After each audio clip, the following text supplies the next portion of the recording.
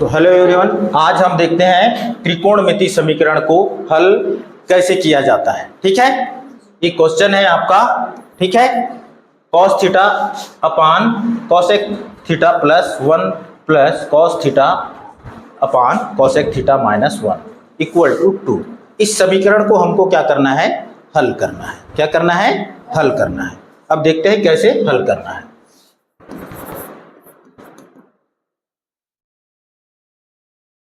cos theta upon cosec theta plus 1 plus cos theta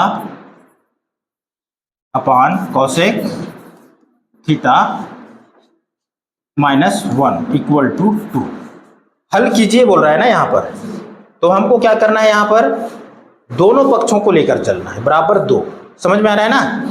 ये दोनों पक्षों को लेकर हमको क्या करना है? हल करना है। देखो यहाँ पर ये जो cos थीटा है ना, दोनों में है मतलब क्या है? कॉमन है। इसलिए हम इसको क्या कर देंगे?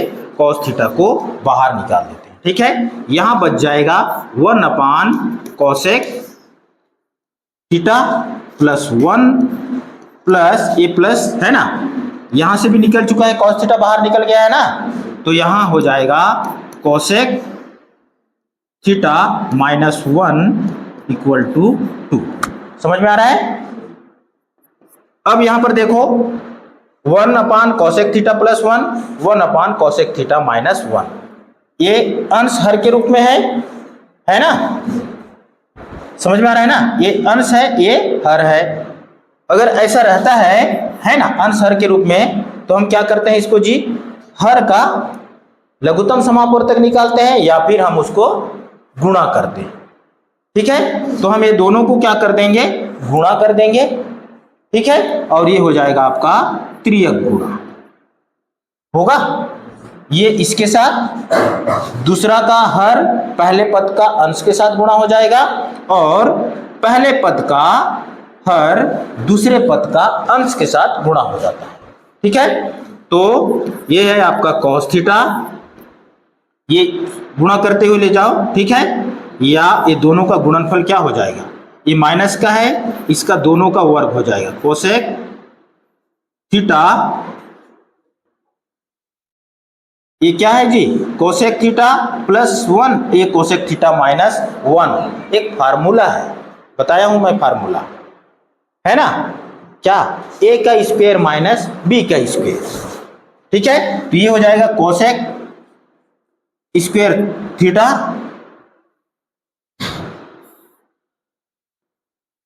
cosec स्क्वायर थीटा माइनस 1 है ना, का फिर स्क्वायर हो जाएगा।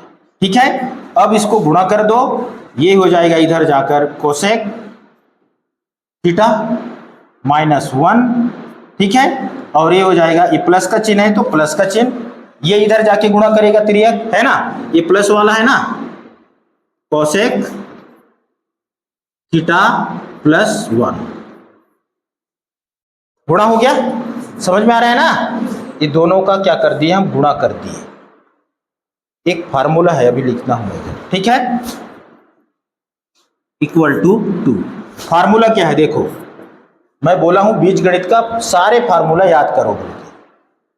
a का स्क्वायर माइनस b का स्क्वायर बराबर होता है a minus b into a plus b। उस दिन भी बताया हूं मैं, बताया था। देखो ये माइनस है, ये माइनस के रूप में है ना, एक प्लस का है एक माइनस का है, मतलब इसका वर्ग होगा कि नहीं होगा? एक का वर्ग मतलब एक ही होगा। ठीक है, इस फार्मूला से थोड़ा लंबा सवाल है, समझना जरूरी है। ठीक है, तो ये है आपका कॉमन cos थीटा। अब यहां पर देखो, ये cosec थीटा, ये माइनस 1, ये क्या है? प्लस 1 है। ये दोनों क्या हो जाएंगे जी? कट जाएंगे। ये दोनों प्लस प्लस का है, इसके सामने कुछ नहीं, मतलब एक एक एक है 2 cosec थीटा, 2 cosec थीटा जुड़ जाएगा ना। cosec थीटा दोनों प्लस का है ना, तो दोनों जुड़ जाएंगे, 2 कोसेक थीटा हो गया। नीचे क्या बचा है जी, 1 का वर्ग मतलब 1 ही होता है ना, ये हो जाएगा आपका कोसेक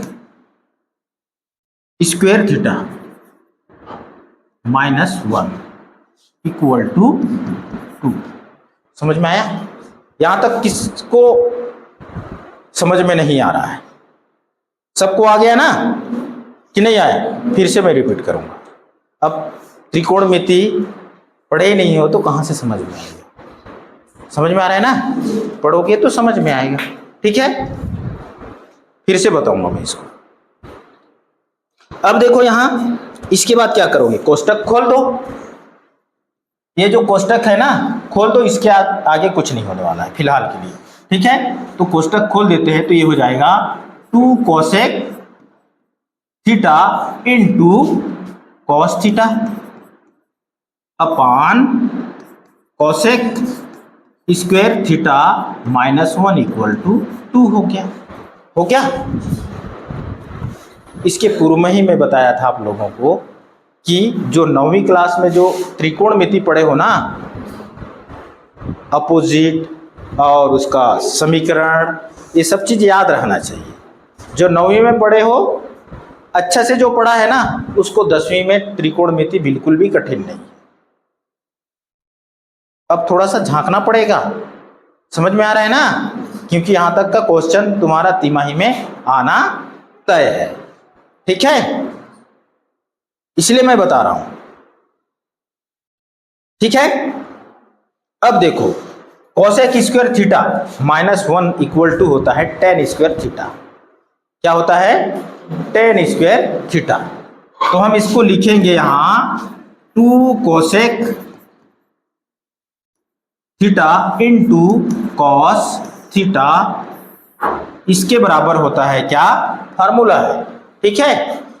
कॉट स्क्वायर थीटा बराबर होता है क्या? कोसेक स्क्वायर थीटा -1 होता है। समझ में आया? क्या होता है? इसके बराबर होता है कॉट स्क्वायर थीटा। तो हम यहां लिखेंगे कॉट स्क्वायर थीटा। क्या लिखेंगे? Cot square theta. तो ये हो जाएगा आपका 2 कॉस थीटा, कोसेक का opposite 1 upon sine theta, into इसको हम क्या लिखेंगे जी? 1 पूरे का बटा 1 अपान, अलग अलग हम लिख रहे हैं ना, है ना? इसका अपोजिट लिख दिए, तो यहां कुछ बचा के 2 cos थीटा तो लिख दिए है ना? तो 1 तो हर किसी का रहता है, ऊपर में रहता है ना, तो 1 अपान इसका अपोजिट क्या होता है? tan का साइन अपान कॉस होता है। कॉट का अपोजिट, tan का अपोजिट कॉट है, तो कॉट का अपोजिट क्या हो जाएगा? जो नीचे है वो ऊपर आ जाएगा, कॉस थीटा अपान साइन थीटा हो जाएगा। स्क्वायर वाला है इसलिए क्या हो जाएगा? कॉस स्क्वायर थीटा अपान साइन स्क्वायर थीटा हो जाएगा, ठीक है? जस्ट उल्टा हो गया ना। अब देखो, अब ये बटे का बटा है ना, तो इसको क्या करोगे?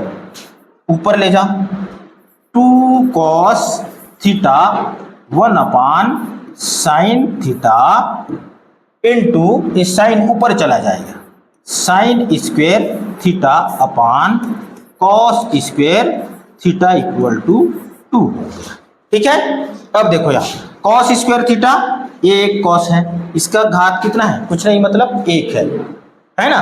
भाग की स्थिति में घात परस्पर घटते हैं, बताया हूं मैं। ये कॉस थीटा से इसका स्क्वायर कटेगा, इस साइन थीटा से इसका स्क्वायर कटेगा। समझ में आया? अब आगे देखो, बचा क्या है यहाँ पर? 2 है ना, यहां से बच गया ये केवल साइन और एक कॉस बच गया, ठीक है? 2 into sine theta upon cos theta, यही बचा है, ठीक है? हमको सिद्ध क्या करना है?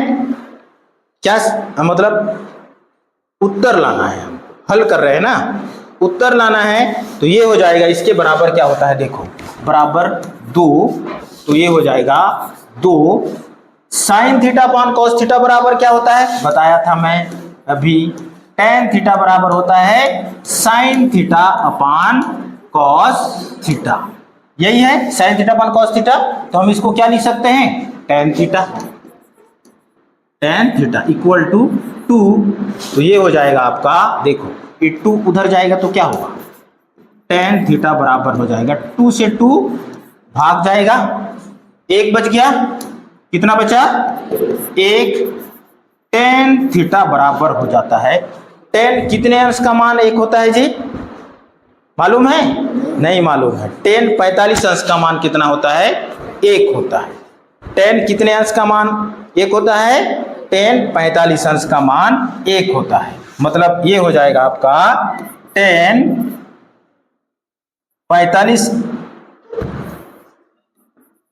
टेन थीटा बराबर टेन 45 अंश का मान कितना होता है, 1 होता है, ठीक है, इसलिए थीटा बराबर कितना मान आ जाएगा, 45 अंश आ जाएगा, यही इसका आंसर है।